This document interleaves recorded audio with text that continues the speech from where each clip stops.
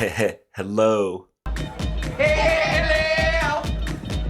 Welcome back, my friends. If you're new here, I am Lance. If you're returning, welcome back.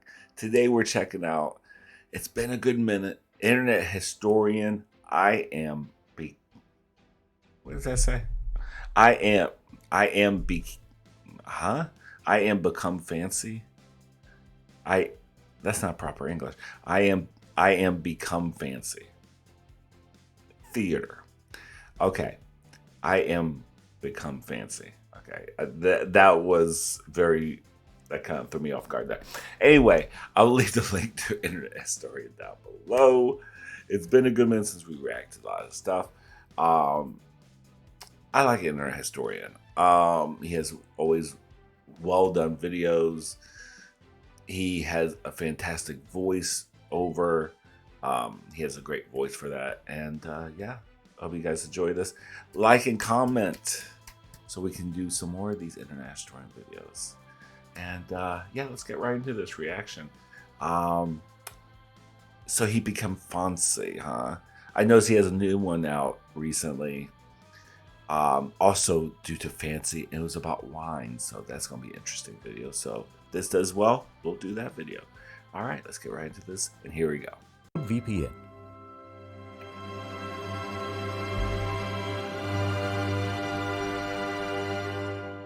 Oh wait, whoa.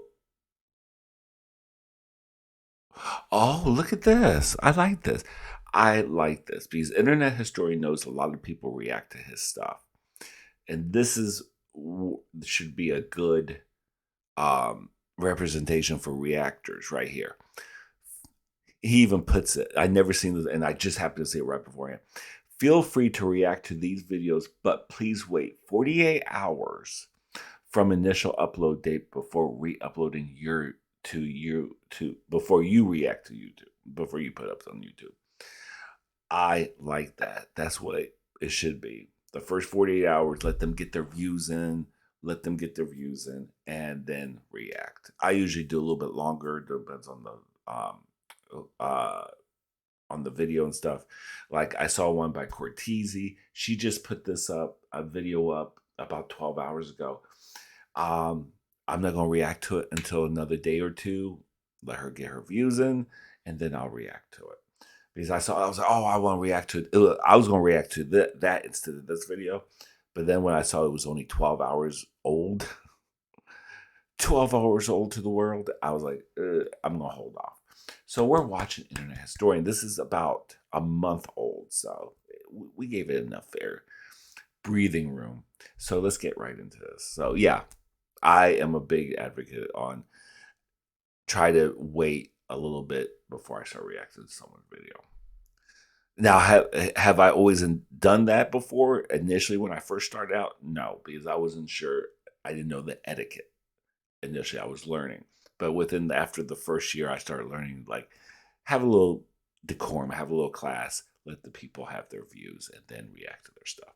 I thought it was only right. Just common sense. No one told me. It was just common sense. I was just like thinking, if I was the creator who put out the initial video, that's how I try to look at different perspectives, and that's how I came up with that on my own. Some people have to be told, but no, I learned that on my own. It's just like, it's just right. It's just considerate. It's the word I guess I'm looking for. Tisk, tisk, tisk. Look at you. Uncultured. Unsophisticated. Middle class. Shit, I wish I was middle class. Damn. I just hit the poverty line. What are you talking about, middle class? Look, this is a nice little middle class family. Look at that.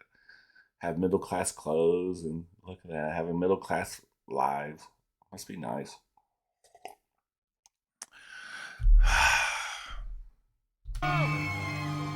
No, don't speak. You'll just make me throw up. I'd say cover up with this dinner jacket, but I'm afraid that you'd get your head stuck in the sleeve and asphyxiate. Help, I'm stuck. Listen, lowborn. Don't you want to be refined? Don't you want to be fancy, like moi? That's French. I don't expect you to know what it means, but I have some good news. Before this financial year ends, I have decided to make a charitable deduction. It's you, champ! For you see, I... You can have premarital sex. There's virus. I have... What was... year ends, I have decided to make a charitable deduction. It's you, champ! For you see, I... You can have premarital sex. There's virus. We can have premarital sex. Oh, that's a virus.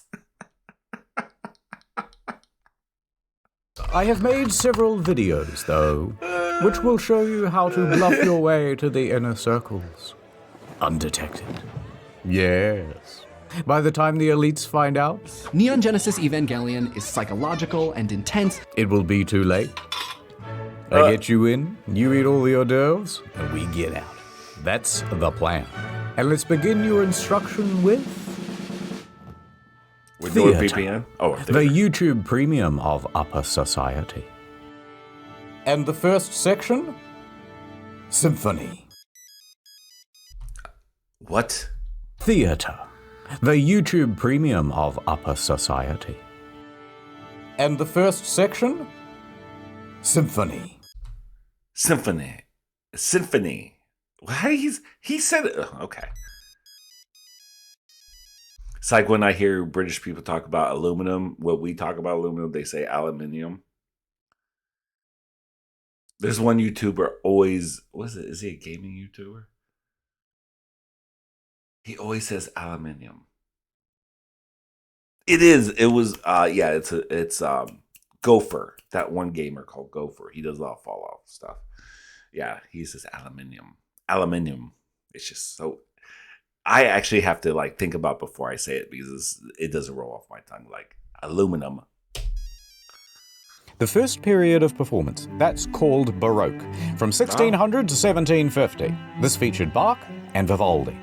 Now, there was also a guy named Giuseppe Tartini, and he was the best one of them all, because one evening he had a dream where the devil showed up and presented him with a deal. The devil would become his teacher and impart on him everything he knew about music. Yeah. What? And presented him with a deal. The devil would become his teacher and impart on him everything he knew about How to drop the bass. I thought that's what that sign said. He always says he's a little funny. How to drop the bass. music. Yes. Once Tartini had learnt everything he could, he handed over his violin and asked the devil to play. The devil played the greatest musical piece that Tartini had ever heard. Tartini woke up with a gasp, and he tried to recreate what he had heard in the dream. And what he wrote down was his most famous piece, the best thing he had ever written. And he said, "This is shite compared to the original. This is nothing better than a tribute." And that's where you get the Tenacious D song from. He named this piece The Devil's Trill, and he claimed that the difference between his version and the version in the dream was so great that he would have smashed his violin and quit music forever had he not needed it for his job. Classical, 1750 to 1830. Mozart and Beethoven show up like da-da-da-da. Now, Beethoven was famously known for going deaf. Once that happened, everyone told him that he should just quit music forever. But he just wouldn't hear it. Anyway, there's so much I could say about these two. Romantic era. Now that's when everybody started I can say so much about these two. Next subject. kissing, and it's my favorite. Great piece. Mwah. Oh, you played wonderfully too. Mwah.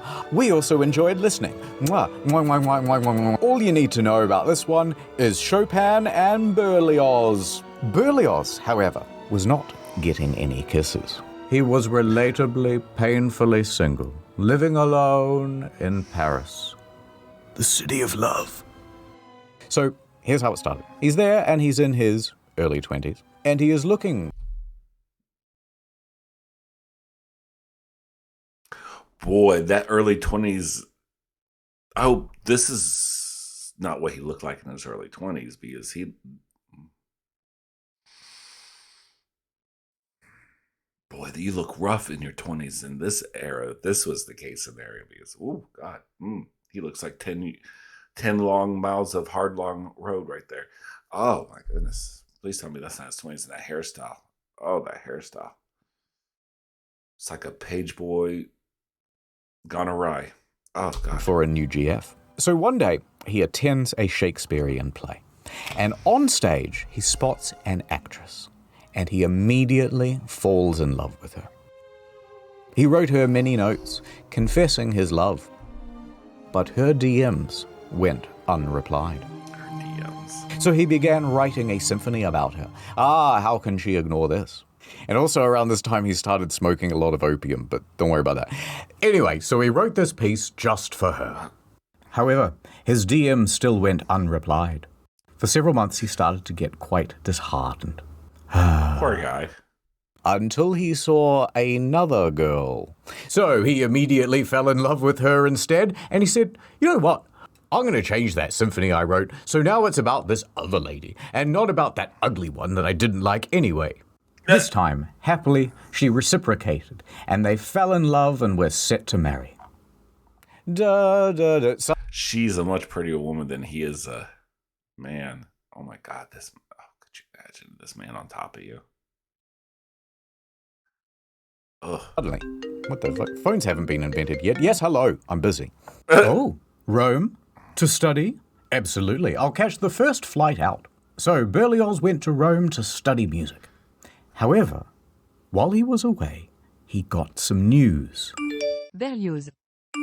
I have to tell you something. Wait a minute, he didn't take her with him? Why would you not? If you're in love with her, wouldn't you? Okay. Sacre bleu. Some other, more handsome musician swooped in and married his girl while he was in Rome, and they ran away together. Berlioz was furious, and he set his mind to solving the problem. I know what I'm going to do. You gonna make a diss track? Is this when the first diss track comes out?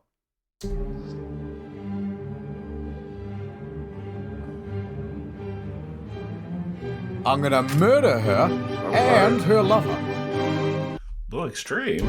And her mom. Oh. And then I'm gonna do a self-murder. Alright, so this gets pretty elaborate. His idea is to dress up as a housemaid. He has bought both poison and 2 guns. Now he is going to sneak into the house of his ex-fiancée, and there she and her mother will be sipping tea, which he has already poisoned. Then he will pull off the clothing and reveal himself. Blam, blam, sad overture. So he heads back home to Paris to do it. But while on his travels there, takes quite a while, he has to change carriages. And when he does that, he leaves the guns in one of the little cubbies. So he's lost all his weapons. What is he going to do now? Well, his next leg on the stop is Genoa, and he decides, you know what? Let's just skip the murder and go straight to the finale. So he stops off in the port city of Genoa. Maybe that's the best idea. And he's there at the side of the Mediterranean. He pauses for a moment, then he throws himself in. Now, some people see this whole thing happen, and they think he's had an accident, so they run in to try to save him. They pull him to the shore. Not David Hasselhoff saving his ass. Baywatch saved this man. Boy, they are heroes. Surprised it got canceled. He lived. So he has now reached his lowest point. He dejectedly continues home. He gets back to Paris, and he wallows around, feeling pretty sorry for himself.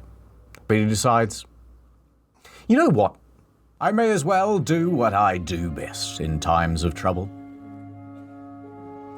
Smoke a lot of opium. And while I do that, I shall write a symphony. Well, I guess if that makes you write a lot.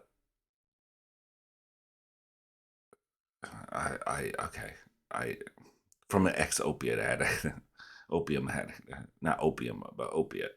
Not the best idea.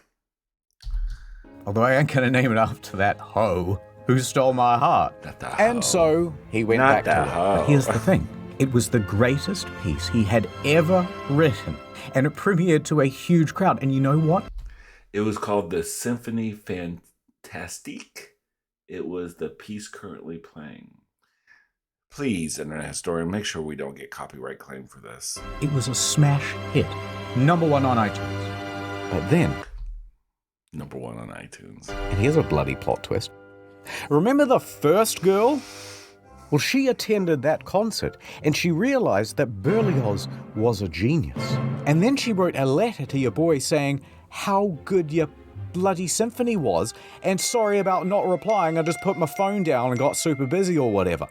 By the way, I gotta put my phone down. I love how I got super busy. Sorry, I couldn't answer my DMs. I love you. And so Berlioz goes, well, I love you too. And a year later, they were married. There's a beautiful moral of the story. See, fellas, don't jump in the Mediterranean. Anyway, a few years later, they got divorced. Because weirdly, he cheated on his wife with the housemaid. Not that one, a different one. But then he married that housemaid. Hooray. But then when he died later on, for some reason, he gets buried with both of them. It's kind of strange. But moving on to the Impressionists. You get buried with both. Jesus, that's a hell of a way. That's really wow. Musicians. Now that's Claude de what now? The pussy. Claude de what? You know what? You'd better go to ad time. All right, guys, welcome back to the Nord Stream. Today we're playing Assassin's Creed 3. Chat, come on, chat. Hey, everyone's spamming Nord in the chat. Whoa, a new follower. Hey, welcome to the Dream Team Sub Cream. Thank you so much for great to see. Oh, unfollowed. Unfollowed. Sorry, guys. The cleaners are here. Sorry, just ignore the mess. I haven't cleaned up these bottles yet. No, it's just tea. It's just tea. It's just tea. I stream for 10 hours a day, and it's like the algorithm is against me or something. How come everyone is watching Asmon's stream, and I'm not getting any new followers? I'm playing the games. What more do you want me to do? Just a quick word from the sponsor. NordVPN is the VPN that you can trust. So go to nordvpn.com/internethistorian for a huge deal on a 2-year plan plus 4 bonus months for free, plus a 30-day money-back guarantee. My God. Today we... That's a hell of a thing. Get a shout out from Internet Historian Osman. Osman Gold does... Osman. Yeah, Osman Gold. No, it's Osman. I like him. But he does a lot of reactions to... Yeah, a lot of reactions. I only saw him on Twitch, and then all of a sudden, he's been doing a lot of clips with reactions. Even James Walsh, the makeup artist, he has his own reaction channel. It's not even makeup related. It's just reactions. See, everyone's getting into the reaction game. Before, everyone talks trash. Then now everyone's starting to do reaction because they know like people like it. Like me, I watch reactions. Do I watch movies on my off time? TV shows on my off time? No, either I play Fallout or I watch YouTube. We are going to be watching the new Snow White movie. Ew. I love the intro. Oh, I love seeing that Disney logo. That's brilliant. Guys, I'm just gonna get up and get some food. I'll be back in a minute.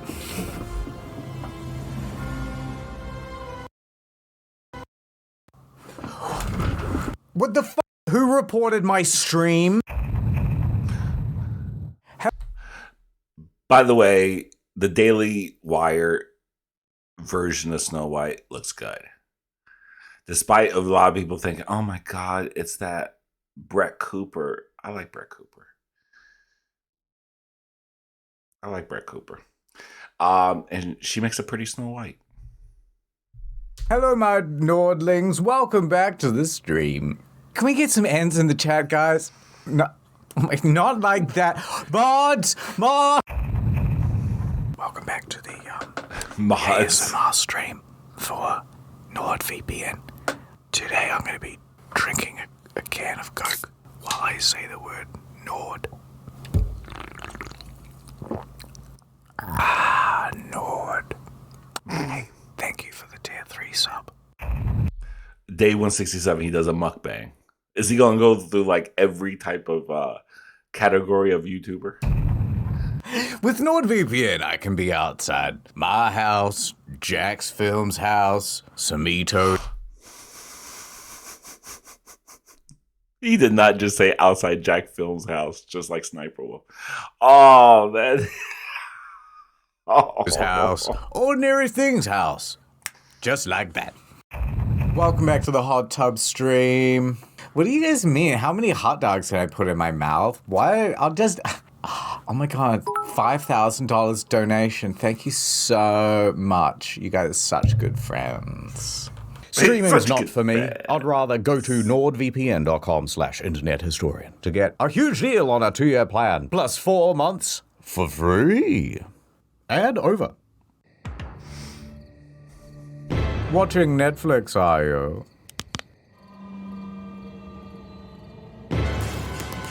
All tucked in with a 3-hour essay on Good Game Good, and here's why. Fallout New Vegas is actually the only based Bethesda game. Turn that off. I've got something for you much less enjoyable and far more expensive. We're going to the theater. Theater, from the ancient Greek theatron, the most dramatic of the Transformers. It means a place for viewing. Here's a Roman theater. They were quite simple back then. You have the stage, the auditorium, and the vomitorium. Now, for a very long time, people thought that the vomitorium was a place where the Romans would gorge themselves, where they would eat so much that they would throw up and then gorge themselves again because they were so decadent and or bulimic. But it comes from the word vomere, which means to spew forth, because that's where people go in and out. So vomitorium is just a dramatic way of saying the entrance. Now, that's what that meant. First time I've ever heard of that word before was on Seinfeld, of all shows. Elaine, Julia Louis-Dreyfus' character, she said something in an episode. She's like, it's like I was stuck in a vomitorium. But she was meaning a contest of like a big vat, they could throw up basically. So that's why I thought it was just like a made up word. Didn't know this is actually a real word that people use for actually the entrance for it. That's fascinating. I learn something new every day, everybody. You never get too old to learn. You skip forward to the 1800s, things are getting a lot more modernized, but they still didn't have electric. So they had what's called the limelight. And that's why they say, to be in the limelight, to be the star of the show. What they would do was take a piece of quicklime and heat it up super, super hot, which will naturally glow very bright. They would then take reflective mirrors and lenses to focus the beam, and they would use that as an early form of the spotlight. The limelight is not because it's green, but because it's made from quicklime. In the modern day, things are a lot more advanced, and they can do all sorts of cool shit with like lasers going into your eyeballs and all sorts of stuff. But it's not just the tech that's had an upgrade, it's the architecture as well. In Elizabethan times, they had the yard, and you could get in here for about a penny apiece. And this is where all the poor people stood to watch the shows. It's like when you go to Oppenheimer and you end up with the worst seats in the IMAX theater, right? But thankfully, in modern times, we have fixed that problem. We kicked out all the poor people and we sunk the floor down low and put in an orchestra pit. Now, these things are usually 6 to 12 feet deep, so they're not obstructing the audience's view. But having a giant hole at the end of a stage is quite dangerous. So usually they put a big net there as well. And yet, a lot of people still get pitted. Like a lot of people. In 2011, during a production of The Sound of Music, one of the lead actresses fell into the orchestra pit and was left paralyzed from the waist down. Oh my God. In 2009, a conductor, not a superconductor, just a regular one, fell 14 feet into the dark pit and broke 9 vertebrae and 1 ankle. Mamma mia. And he fell on his pointy conducting thing. He At did the not. Bolshoi Theatre, Oh my God, a that's so violinist died from his injuries after falling into the pit. This theatre is prone to all sorts of accidents, by the way. It's kind of cursed. But performers and musicians aren't the only ones falling into the pit. In 1988, an 82-year-old man fell from his balcony box seating all the way down into the pit during a performance of Macbeth. He died. Very bet. spooky. Even already dead people are getting pitted. In 2016, a man sprinkled his friend's ashes into the orchestra pit at the Met Theatre. This happened during the intermission, and it was a sort of tribute to a mentor of his. But of course, people went, "What the hell are you doing?" And he goes, "Oh, I don't know." And he flees the scene. Everyone's coughing and sneezing up dead guy, and people think, is this anthrax? What is this? So they call in the anti-terrorism police, and the whole show is cancelled for the rest of the evening. Oh my god. Oh my god. Oh my god. Is this anthrax? What is A this? quick intermission. Or is it? Ooh, fiddle-tee-dee, I am the trap master. Not like that. Do not ask me to reveal my secrets, woman. I have dedicated my life to the mysteries of the theater. Ah, the theater. She has so many enigmatic traps. Let us start with the most simple, yet devious. The wall trap. It allows the actor to walk directly into the set piece. Ah, where did he go? Nobody knows. Cast your eyes over here to the genie trap. Now the victim stands on this dumbwaiter, and a counterweight launches their hapless body up onto the stage. Wheesh! In the olden days, this circle of flaps would sometimes go on top, and then that would make the whole thing just one way. Now, back when they made this thing, they didn't have hydraulics. So instead, they'd have like 6 stagehands pulling as fast as they could. And sometimes it would go totally wonky, or it wouldn't open properly, or they'd only get about halfway through. Oh, well, I guess that's it. There's only 2. Wrong! This is the vampire trap. And if I want to come back up again, this is called the sunroof trap. Very cool. Watch out for the closing doors on this one. It managed to trap Spider-Man's foot back into production in 2013. Me and the Green Goblin, we collabed on this one. All right, there's one more. The ghost glide. What you do is stand on this slidey bit, and it ascends diagonally, which makes it look like he's coming out of the ground. But the ladies are there yawning, they're going, ooh, short ghost. But A then, short ghost. 5 foot, 5'1", 5'2". All the ladies are turning their heads now. 5'3", 5'4", 5'5". All the ladies are loving it. Now, I bet you're wondering, what happens to the actors when they go down these traps? Are they dead and gone forever? Yes, sometimes.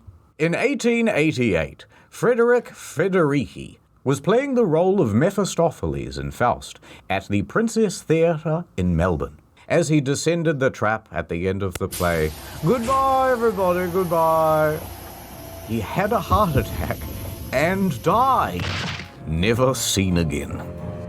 So as you can imagine, with this many deaths, the theatre has become a highly haunted place. Oh yes. In fact, sometimes you can put your ear right up to the wall and you can hear 2 male ghosts wrestling. Can't fake that. Ah, another ghost hole. Don't look inside. I did once. Almost went blind. That's why I wear the mask. Anyway, because of all the ghosts, the theatres do whatever they can to keep the spirits happy. See this? It's called a ghost light. When everything is closed, it is kept on always. Kept on for the ghosts, so that they don't, bump their shins in the dark or whatever. Can't have the ghost, At the Palace stub their Theatre in toes. London, there has been some ghostly activity. It seems to be a bit of a hotspot for ghostly activities. And that's why they always keep 2 empty seats at the back, so that the ghosts may sit there and watch the show. So that's why we traditionally kept a couple of seats off sale for the ghosts. However, Harry Potter is so popular that we sell those seats now.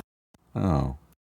Also, most theatres close for 1 day per week, and on those days, the ghosts are left to perform for each other in their own shows.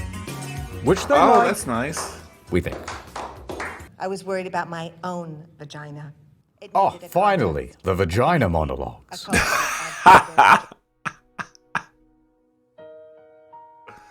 You know, I wasn't always part of the elite. In fact, from a very young age, I grew up in an orphanage. No, my parents weren't dead. Rent in that building was just really cheap. But my parents showed me no affection. And as soon as they could, they sent me off to boarding school. But boards were always their passion, not mine. I tried to run away, but they caught me. And boy, did they throw the book at me. Alas, I did not dodge in time. Jesus. I spent the next few years in a coma. A Native American town, Pueblo, Acoma. And the people there taught me how to read American. They also had a local library, and I spent my days buried in books, learning as much as I could about the arts. And once someone noticed me buried under those books and they rescued me, I knew I wanted to teach default character presets like yourselves. All about What? Shakespeare. Editor's note. I started Googling Shakespeare and I got kind of distracted, so I don't know. Here's a WAV file. You can do something with this. Put him in like a classroom or something. All right, attention, everybody. I am your new teacher. You are a bunch of troubled inner city youths. All you know is shoot gun, fail test, and crime.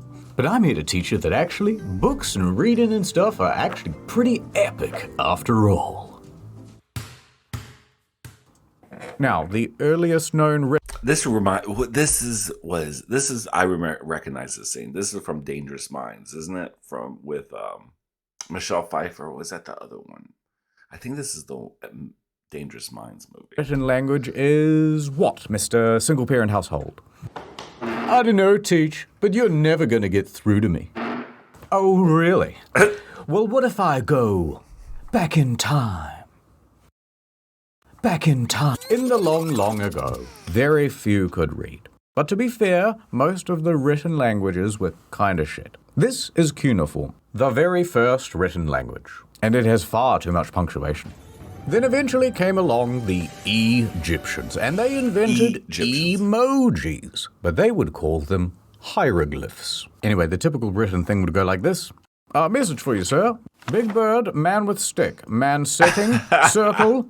Oh, more bills. Eventually that became quite annoying, so the Phoenicians, who were a kind of Lebanese, very progressive especially for those days, now they came up with a better idea. They started going, hey, that sounds a bit like an A. Buh, that sounds a bit like a B. Kuh, and so on, until we had a proto-form of the alphabet. Now, the Greeks thought that was pretty neato, but they said, let's come up with an even better version with 22 letters, and soon that will be like English. All right, it's game time. We gotta watch the Bucks game too. Giannis already got 20 points in the first quarter. No one gives a shit. Oral history.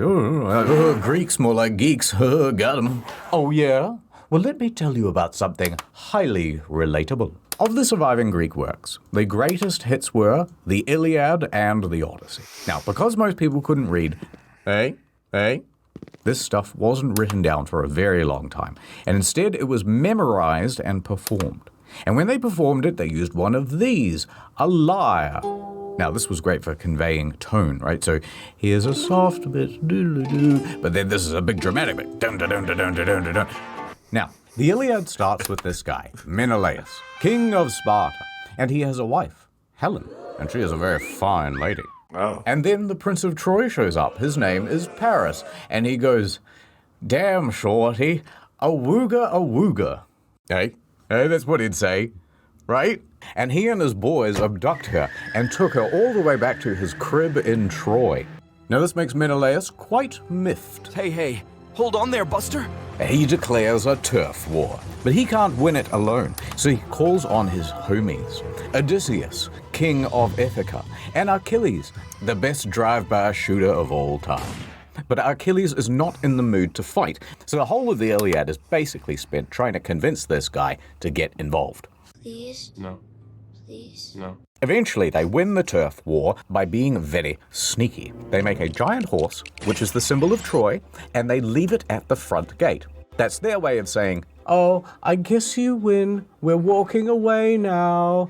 And meanwhile, thousands of soldiers go off and hide in some bushes. Now, the Trojans are very suspicious, but they can see that the Greek ships are actually sailing away into the horizon. So they know, oh, it must be real, must be real. We've won the many years' war. But actually, there's almost no one on those ships, and there's a surprise inside the horse. Later that night, when everyone's asleep, boiling hot tzatziki everywhere. And also some soldiers wearing thermal protection. They get out and they open the gates, and then everyone comes out of the bushes, running into the city, and kill everybody.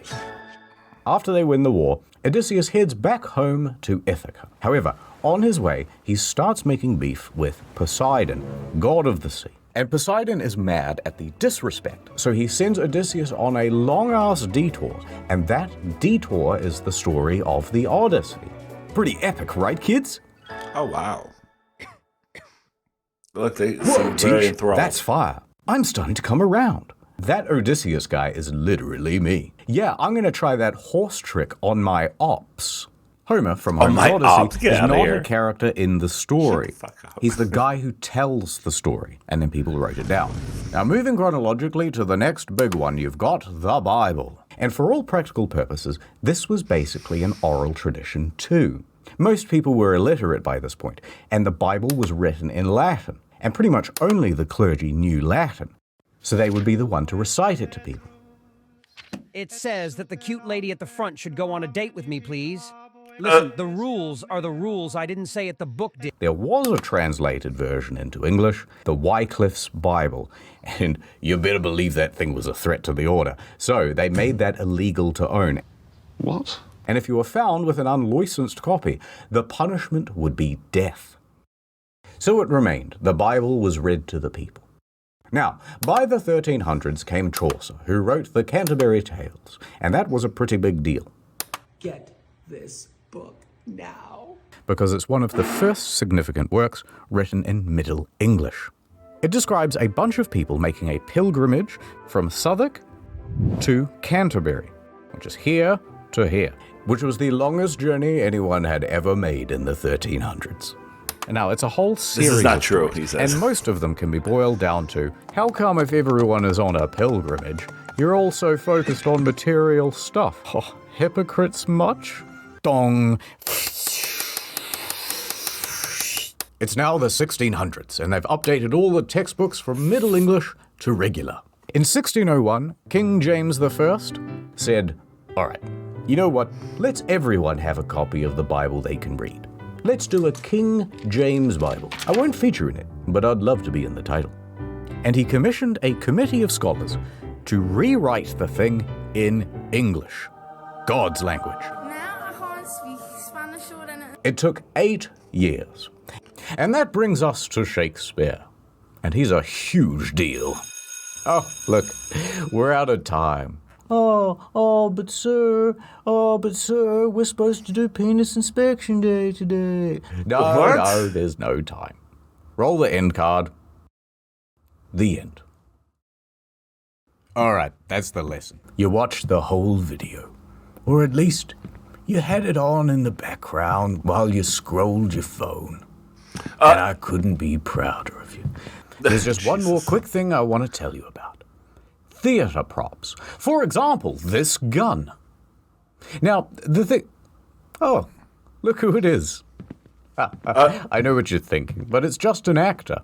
We all know that the real Lincoln is dead.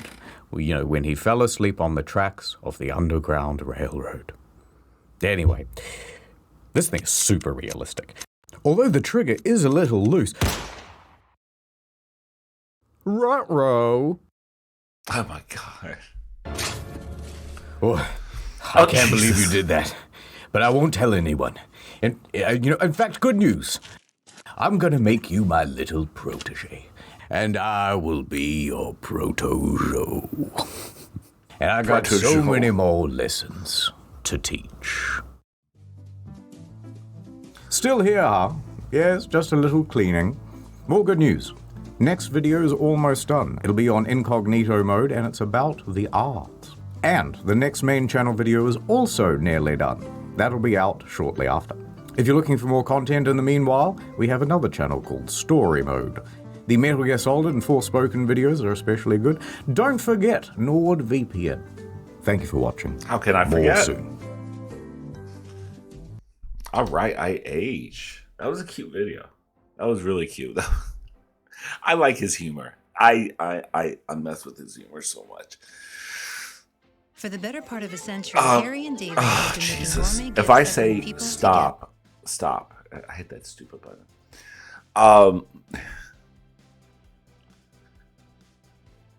At least you get to learn some stuff on his videos, which I like. I don't know how he edits these videos. I don't know. It's fascinating how he edits these videos. He must have like Photoshop or what's the other one? Movie Pro? What is it? Adobe Premiere. Maybe Adobe Premiere. Anyway, it was another good banger. Anyway, Internet Historian, another great video. I hope you guys enjoyed it. It was really good. I really enjoyed it. Learned a little bit of things about the arts. I'm sure a lot of it was... I don't know how 100% accurate it is, but he always likes to give a little details in the video when he kind of jokes around, so that's a good thing. Anyway, this is a great video. I hope you guys enjoyed it. Like and subscribe and check out his channel. And yeah, love, peace, and grease. And take care of yourself. Take care of each other. Why did I say that backwards? Take care of yourself. Take care of each other. And love, peace, and grease. Bye.